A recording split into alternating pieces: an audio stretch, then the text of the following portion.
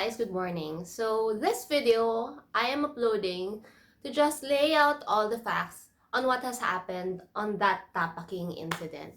Kasi yesterday at around 4:20 p.m., Tapa posted their official statement regarding the matter, and in here they explicitly mentioned this channel, Couchwasabi, and that they said na the things that I were talking about in my video is baseless and it was malicious. So I just want to respond to that kasi I think the things that were highlighted here are not the 100% of the story. Firstly, in this statement, they highlighted that they shouldered all the costs at Medical City. So, to be honest, hindi naman ho lahat ng check-up nangyari sa Medical City. We were first taken to a small hospital. It was Tri-City. It's a small standalone hospital. And at that time, nung April 29, it's just that walang facilities yung ER niya for the checkup that was needed. Kaya kami na-endorse sa Medical City. And we were only at Medical City once kasi nga kulang doon sa preferred hospital nila, which is Tri-City. So, we never naman claimed na hindi kami pinag-medical. The medical part, they attended us and we appreciate that. But for them to highlight that they shouldered all the costs and highlight at Medical City is kind of one-sided kasi hindi naman talaga una sa Medical City. Once lang sa Medical City and all the other follow-up checkups are still at Tri-City. Even on May 8th, we had a follow-up checkup. It was still at Tri-City. And I even took a picture of the room number kung saan kami nag-check up, and we also have a copy of the medical certificate issued by the doctor during that checkup. And they are telling here kasi na during the checkup, there wasn't any adverse findings. That was true because sinabi rin naman ng doctor, and sa tagal kasi ng duration, even nung nakarating kami sa ER ng Tri-City nung April 29, sinabi na ng doctor doon na medyo matagal na yung time. Wala na rin silang makikita doon. Kaya kami, in-endorse sa Medical City kasi meron silang mas advanced na procedure or mas extensive na procedure. But then again, when we went to Medical City, we were just advised to have an X-ray, which we had. And yes, it was paid by Tapa. We never denied that. So after that, there was a follow-up checkup. Kaya lang ang follow-up checkup nangyari more than a week after the incident. So it was only last May 8th. And even the doctor then at Tri-City told us na medyo matagal na. So wala na talaga silang makikita. In fact, kung naka-ingest ka ng plastic, in 24 hours, maximum 2 days, it will pass from your body, meaning mapupoops mo na yun. Hindi mo na talaga makikita sa body. So when they said here na there weren't any adverse findings, that's true kasi wala na talaga makikita. And even the QA staff who attended to us during that checkup confirmed na hindi naman kasi fatal yung nangyari sa amin. Mas fatal daw para sa kanila yung mga food poisoning. So, wala naman talagang makikita na yung doctor. And even nung gusto pa ng doctor na mag-second round kami ng x-ray, kami na nga yung tumanggi. We didn't want to have that x-ray anymore kasi sinabi na rin naman niya na wala na makita. There's no purpose for us to take that second round of x-ray to make Tapa spend another round of expenses na alam na rin naman naming wala nang makita. We don't need to subject ourselves for that another round of radiation dahil sa x-ray. So kami na mismo yung tumanggi. So for them to say na they shouldered all the costs and medical, I feel that that is just a basic expectation from what has happened. Kung ginawa man nila yon, I think dapat lang nilang gawin yon. Kasi to any customer who has suffered that same incident, who was put into that same incident, it's just a basic expectation na dapat talagang i-attend ka ng restaurant on that medical checkup. So there's nothing to highlight about that. And then for those who were telling us na I uploaded the video just to just for content, just to para perahan yung Tapa King, para to milk the situation. There's none of that, simply because wala namang money talks na nangyari. Tapa King never offered to give us our payment. We ordered that day with our own money. It was just a regular, boring Monday morning. We were having our brunch as the first meal of the day. We decided to have it delivered. It's just unfortunate that it didn't end as pleasant at nag-stretch siya hanggang ngayon. And when that thing happened, just like anyone in that same situation, hindi mo naman kasi may isip that you should go to FDA or to DTI or to DOH or whatever. Kasi just like any one of you who will be caught in that situation, pag meron ka nakitang foreign body or foreign material inside your food, sino ba ang babalikan mo? 'Di ba yung restaurant? So that's what I did. If I were really milking the situation, if I were really doing this for content, edi sana nung nagreklamo ako sa kanila at pumunta ako sa office nila, dapat nagdala ako ng media or dapat nag-ingay ako agad. No, it happened last April 29. And then I uploaded the video last May 4, which was like 5 days after what happened. At in-upload ko siya dahil walang update na binibigay yung Tapa King sa amin. When we met nung April 29, dahil pumunta nga kami dun sa head office nila, they got all the packed meals from us because they promised that they would send it to a lab immediately and review their CCTV and update us. Walang nangyari in the next 5 days, so I had to upload the video kasi walang update na binibigay sa amin. So we felt like we were kept under a rug. Walang update. So we had to upload the video. Every time we were asking about the update ng lab test, hindi nila kami sinasagot. So what would you do? Wala silang update. We gave our number, they never called us back. They never updated us. It has been 5 days. Wala nang nangyayari. So, in their statement, they said that a physical examination was made on the supposed plastic egg and they refuted the claim. How can they say they refuted the claim when they acknowledge, even the rider na nag-deliver sa amin nung packed food, acknowledged that the material was plastic? Even their operations manager, nung pagpunta namin sa head office noong April 29, acknowledged na oo nga plastic. Tapos kinuha nila yung packed meals. Promised us that they would have it checked at a lab. And I agree with them. They have more than 30 years of operations here in the Philippines. They have their record. And that is also like the same level of trust that we had. We knew that they are an established company. They should be able to perform the checks in good faith, in due diligence. Kaya namin binigay sa kanila yung packed meals. Had we had that intention to milk them or parahan sila, edi dapat din na namin binigay sa kanila yung packed meals. Dapat tinago namin and kami mismo yung nagpa-check, diniretso namin siguro sa FDA para tapos na, di ba? It was really plastic. It was really not an egg. To say kahapon na it's baseless is kind of shady.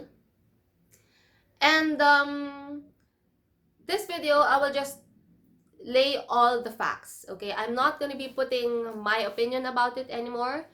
I'm just gonna be telling you what happened, the sequence of the time on what's happening, and then kayo na bahalang mag-decide. Kasi, it's been too long.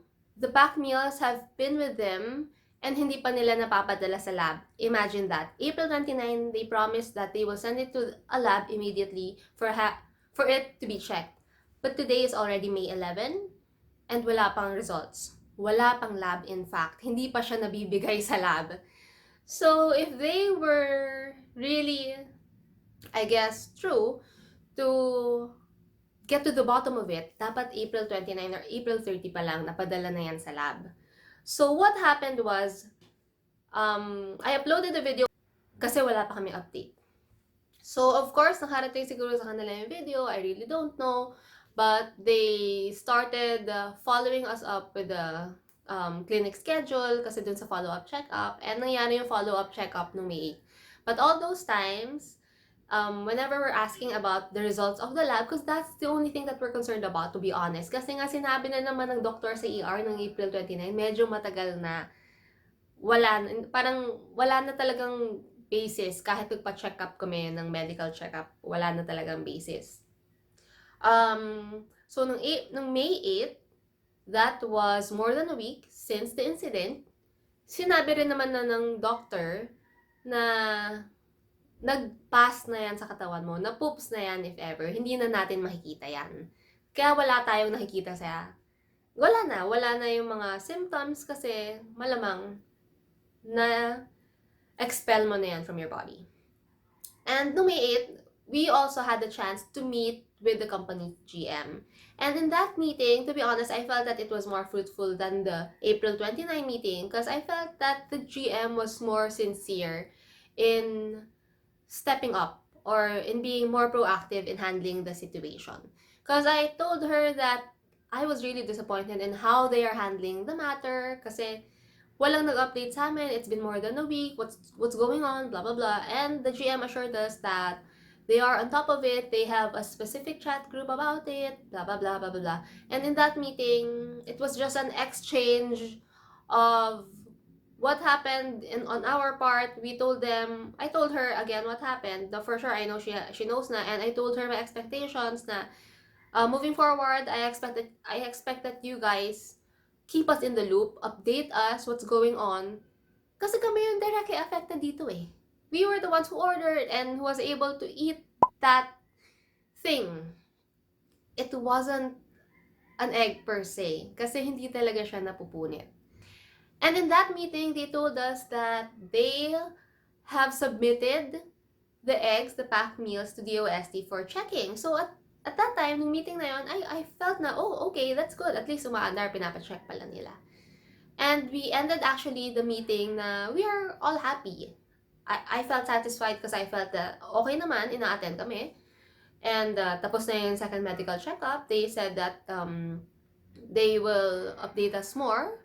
And the GM is now handling it. She is taking over. Hindi na kami mag-aantay ng update just from the nurse. Ang mag-update na sa amin ay yung QA at yung GM, which gave us, I guess, somehow a peace of mind. Kasi meron ng tutugon sa mga tanong namin.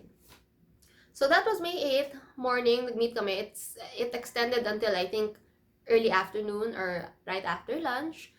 And in that meeting, they wanted us to take my first video down. And in that meeting, I already told them that I will not, simply because yun naman talaga yung nangyari sa amin. And I want to put my foot firm on the ground kasi it's really what happened. And I really want everyone to know. It's just that I have a platform to raise awareness na may ganyang bagay ngayon. And if you are someone who eats out a lot, eats out at fast food a lot, then maybe you should be careful about it, about the eggs that you're ordering. Maybe you should be more vigilant about it. I'm not running after Tapa King. I'm actually concerned kung sino yung commissary, kung kanino nanggaling yung egg na yun. Kasi for sure, hindi lang isang chain ang sinusuplayan yan. There can be other fast food chains. And true enough, with our video post, some people have agreed that they have experienced weird eggs. Meron sa ibang chain, meron sa ibang branch. So, it's just that maybe nobody's talking about it, or it's just that nobody has really uploaded anything about it. That if you've seen the video dahil naman experience kang ganun and you try to search about it, and yes, it also happened to us. And I agree with Tapa King that they have that 30-year record and they have over 30 years of experience in the food and beverage industry. That is also the same level of trust that we had for them. That's why we willingly surrendered all the packed meals to them. Kahit na sinasabi ng iba na dapat di namin binigay or dapat kami ay dumiretso sa FDA, we didn't have to do that kasi nga hindi naman namin, we didn't want to get anything from them. Wala. We want to call out their attention, to have them check their supply chain so that they could, I don't know, get to the bottom of it. Kasi hindi lang 3 meals ang may ganon eh. Even their replacement eggs, one of those may ganon. So, it gave us the impression na maybe they don't even know na ganyan yung mga egg nila. It was to raise awareness, to let other people know that they have to check their eggs before they eat them. And we also wanted for Tapa King to check their supply chain. What's going on with those eggs? Now, ngayon, we have learned that they have 5 commissaries, they have 5 sources of their eggs. Noong April 29 meeting, sinabi sa amin ng operations manager 3 lang. Ngayon 5 na. So actually, bahala na sila kung ilan. I wanted to stay out of it, kung ano yung parang back-end processes nila. I just want them, ever since naman, after that April 29 incident. Kasi April 29 incident pa lang, we have already concluded na wala na talagang bearing yung mga medical check-up. April 29 pa lang, what we are after is the result of the lab test. And as of this date, May 11, wala pang result yung lab test. And friends from food industry, I have a friend from food chem industry, told us that kung talagang serious sila to get to the bottom of it, dapat pina-check yan sa FDA, hindi sa DOST. You will only go to the DOST if you want something or if you want to launch a new food item. If you want to develop a new food item, then you go to the DOST. Alright. Kasi, nung meeting namin nung May 8, sinabi nila they had it checked with DOST. Nung gabi, May 8 at around 8 p.m., they sent us a text message. Ayan. I will put it here. I will just block the number for privacy. And sinabi nila na hindi raw mapaperform ni DOST yung lab test kasi meron daw silang minimum of 200 grams. And so this gave us an impression na okay, hindi na pala nila mapapalab test. And at that point, we tried to ask, okay, so kung hindi nyo siya mapapalab test, kami na lang. May we have the specimen back or the sample eggs back, so kami na lang at our own expense. Kami na lang maghahanap ng lab kung sino pwedeng mag-check niyan. Kasi yung pinili nyong institution apparently said they're not capable to check it kasi kailangan ng 200 grams of that. To which my friends from the food chem industry said that's not true. In fact, hindi nga dapat si DOST nilapitan. Dapat si FDA talaga. Number 2, it's not true that you need a minimum number of grammages. Kasi kahit nga yung mga crime scene, kahit na a single strand of your pubic hair or yung skin cell mo from a nail of the victim, natatrack, nadedetect mo. Diba? Why would you need a 200 gram of something to be able to detect something? So it's just a little bit shady on our part. That's why we offered na kami na lang yung magpa-lab test. So in the next set of conversations, we said na, ayan, makikita nyo, that we politely said na we will have it back na lang. Kami na lang ang magpapacheck. And then they said na gusto nilang sumama. We said, yes, you are free to come with us. And we felt na ayaw kasi nilang ibigay yung sample. So sinabi namin, this was the next day na. Ayan, yan yung time frame. The next day in the morning, where we said na we wanted to have it back. Kami na lang ang magpapacheck nung sinabi nila sa amin, that was 9:41 a.m. na sinabi nila gusto nila kaming isama sa visit ng DOST sa branch nila para magluto ng egg and they want us to be there. In our meeting ng May 8, nung sinabi na nila ito, nag-disagree na kami. Kasi we don't really have that time of day to be with them pa in all their checks. Kaya nga namin binigay sa kanila yung egg kasi we trusted them to let them run their investigation their own way. We trusted Tapa King so much to give them everything, which was like wrong.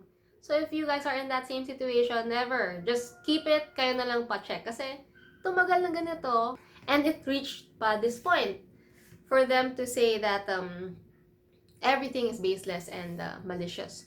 So, during our meeting pa lang ng May 8, nung sinabi na nila na gusto nila kaming i-invite to be with them pag dumating yung DOST, sinabi ko na no, we can't be there kasi we're also very busy. Chris is very busy. I am a very busy person. In fact, yung April 29, we had to rearrange and work our schedule around what happened and gave us so many delays in a lot of project that we are handling.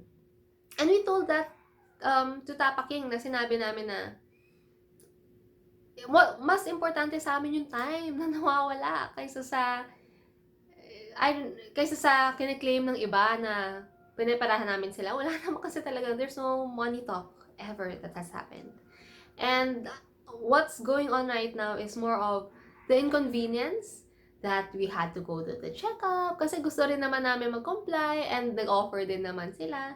Pero yung huli talaga na sinabi na gusto pa nila ng isa pang x-ray, we denied the offer kasi inconclusive na yun, hindi na kailangan yun. On the medical part, wala namang question doon. They offered and it was just a basic expectation from them.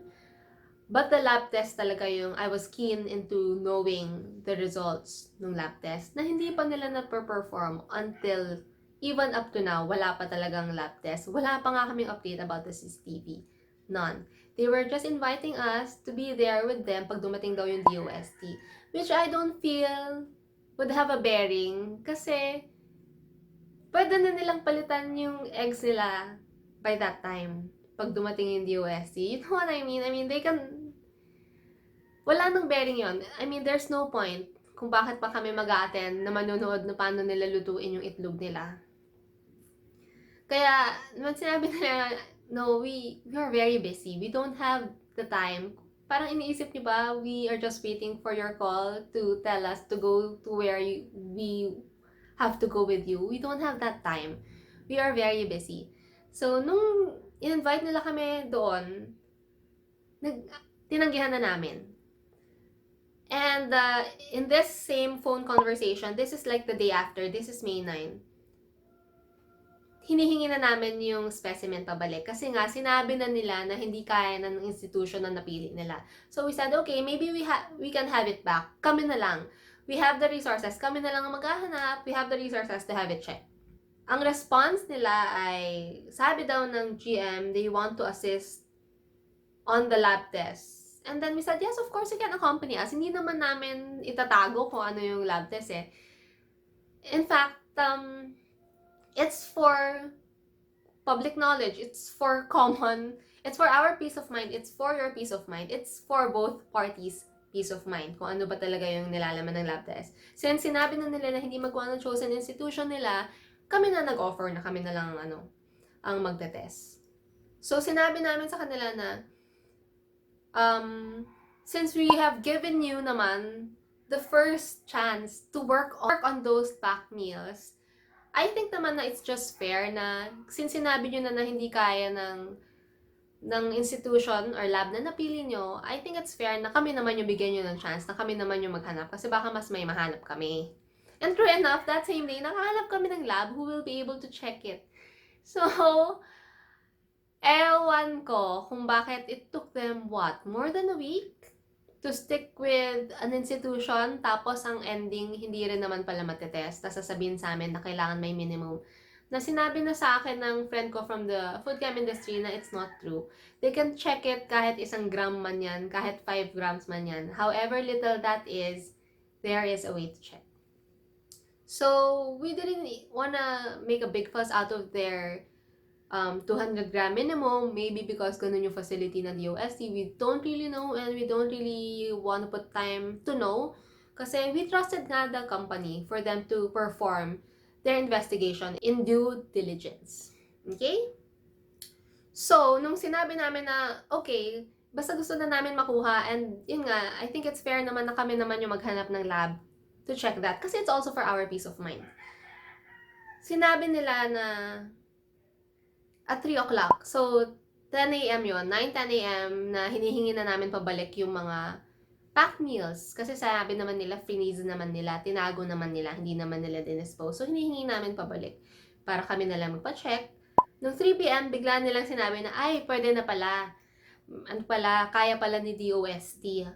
So, at that point, it's kind of a little shady for our part. Kasi parang, okay, it took you more than a week na mag-stick dyan. Tapos, ang ending hindi pala pwede. Tapos ngayon, hinihingi na namin pabalik. Pwede na agad. Okay. sige. So, we let them. Okay, sige, sinasabi niyo pwede niya. O sige, go. Kaya lang, syempre, we responded to that text message na medyo kakaiba. Sinabi namin na, we are just wondering bakit sa DOST. Kasi nga, we have been advised by our friend na dapat hindi kay DOST, dapat kay FDA. So, sinabi nila, kasi raw, national government agency din daw naman si DOST. Okay, sige, pero I guess just to be fair, kung si DOST ang pinipili nyo, maybe we can also have a piece of that packed meal, have a piece of the specimen, and kami rin, magpapacheck din kami. Diba? I think that's just fair. Yan nga, in the text conversation, sinabi nila that they will submit for lab test sa Tuesday pa. Kasi holiday nga sa Monday, it's election and walang pasok. Sa Tuesday pa lab test. Imagine, it's been more than 2 weeks since the incident. Tsaka pa lang masasubmit sa laboratory. Na sinabi sa amin noong April 29, when they first got all those packed meals, they will send it immediately to a lab to have it checked. It's been 2 weeks. Wala pa. Wala pang umaandar na check on those packed meals. And this is, we are at the point na kami na nag-offer na kami na lang papacheck since sinabi naman nila noong una hindi pwede. Nung sinabi namin, okay, pahingi, kami na lang, bigla nila sinabi, okay, pwede na pala, kaya na pala ng isang department ng DOST, kaya na pala nila. So, at this point, I just feel that medyo irrelevant na yung lab test kasi dapat nagawa na yan noon pa. And the packed meals have been with their company in their safekeeping for more than 2 weeks. Many things can happen in those packed meals. Bahala na sila kung yun pa rin yung packed meal na nakuha namin or hindi. We won't really know. And that's why, to me, medyo irrelevant na yung result ng lab test. They offered to give us a piece of it on Tuesday. So until then, we won't really know what's going on. But I just felt that the way how things are handled, na sinabi yung una bawal, tapos nung nag-offer kami na lang papacheck, biglang pwede na, and it took more than 2 weeks for them to actually submit it to a lab. Medyo, I'm not impressed. Could have been handled better. There could have been more transparency on it, especially in their statement to say that it's baseless and malicious, and for them to say that they refuted the claim. Kasi it was acknowledged by the rider, it was acknowledged by the operations manager, and they took all the packed meals. So it was acknowledged that there's a foreign substance in those packed meals. And in this video, I don't really have the need to convince you. It's enough for me that my friends and my family, those who are in my community, would know that this happened. And all the other opinion, kung if you choose not to believe this, if you choose to think na wala lang yan, for content lang yan, that's your prerogative. Wala na akong pakialam dun. Bahala ka na kung anong gusto mong isipin. To me, what's important to me is that I was able to let you know about it. I was able to warn my friends and my family about it. And for those people who know me personally, they know I'm not the type to talk about things. They know that I'm a very black and white person. There's no gray area in the things that I'm doing. I'm very frank. I am very upfront. And I say what I say unfiltered. So, yun lang. That's what matters. Na yung mga people who know me personally, alam nila na this is what really happened. Walang dagdag bawas sa nangyari.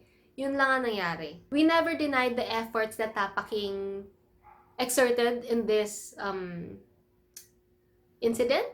We never denied na about that medical thing. But for them to highlight about Medical City, that's not entirely true because we were only taken there once. And the medical checkup is, I think, a basic, I guess, action from the company. There's no money talk that has happened. Wala. And even in our May 8 meeting, kasi nga marami nagko-comment na pinaperahan lang daw and all that, blah blah blah, hindi lang daw kami nabigyan ng bayad. Sinabi ko na sa Tapa King May 8 pa lang na we are not interested, we're not after your money, we're not interested of if you're gonna give us money kasi we don't need it. If you wish to compensate, we will just donate that to one of the animal welfare groups that we are supporting. So, wala talaga kaming pakialam dun sa ano.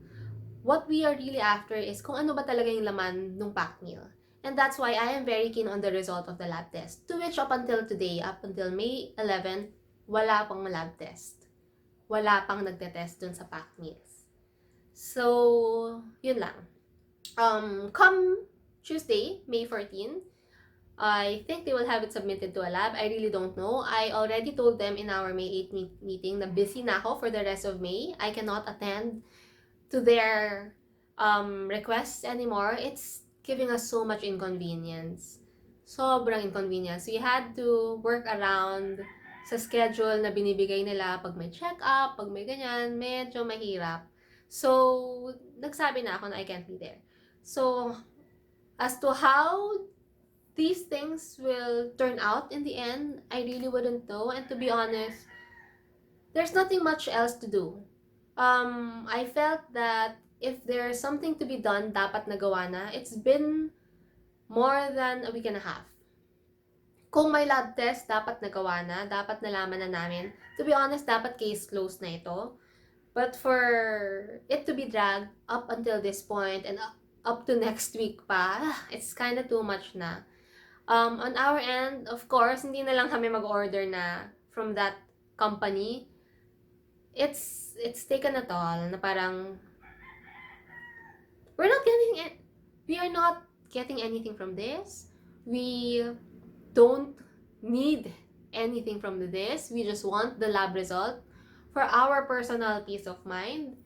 So, there's no point. Nung hiningi namin yung portion para kami magpa-test, nag-hesitant sila. So, okay, bahala na kayo dyan. And besides naman, di ba? Alam naman talaga na namin na wala nang makikita yung medical exams. Yung doktor na yun nagsabi na wala na talagang makikita doon dahil na poops na yon ng tao. Kung meron mang adverse effect, dapat wala na kasi si Chris ngayon. If merong obstruction, dapat he's not alive na. But he is still alive. So it's not a fatal thing. Kaya nga I felt na kaya medyo ganyan yung handling. So anyway, that's all. This video is just for me to tell you what really happened. And to answer to that statement. Kasi parang hindi 100% yung nakalagay dun sa statement. Parang sinabi lang na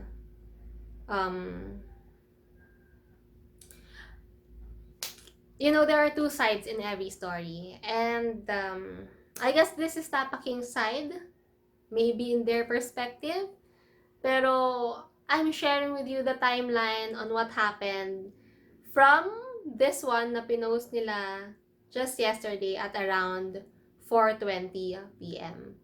So, at this point, hinihingi na namin kasi pabalik yung mga specimen or yung mga packed meals. And pinost nila to. So, yun lang. I'm just letting you in on what really happened with that Tapa King incident. I hope I don't really have to post another video about it. It's old news now for me. We have come to this point na ano pa ang magagawa natin? 'Di ba? Kung merong dapat magawa, dapat nagawa na. Dapat napacheck na yan. Dapat alam na natin yung result. Dapat nga hindi na natin pinag-uusapan yan eh.